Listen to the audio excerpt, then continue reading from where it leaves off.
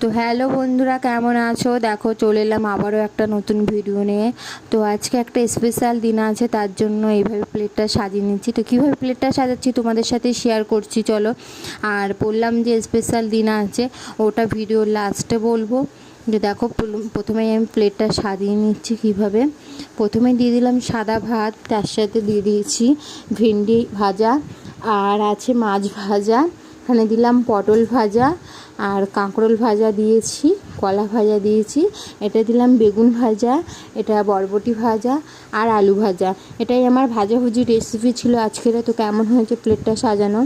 আর এখানে দিয়ে দিচ্ছি দেখো ডাল, প্রথমেই সোনা মুগ ডালের ডাল করেছি একটু পাতলা করে, এখানে ডাল দিয়ে দিলাম।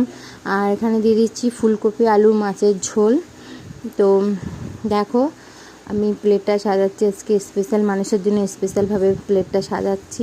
তো প্রথম আমি ভয়েস করছি, তো আমার একটু ভয়েসে প্রবলেম হচ্ছে, তার জন্য আমি এইভাবে ভয়েসটা করছি। তো কেমন হয়েছে কমেন্ট করে সবাই বলবে প্লিজ। আর এখানে দিয়ে দিলাম ডিমের কষা।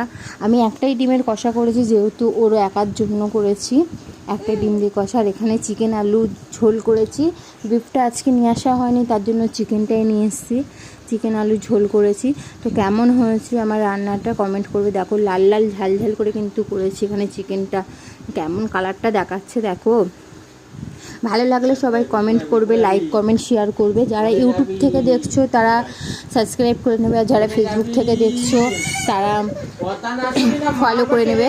প্রথমেই দিয়ে দিলাম,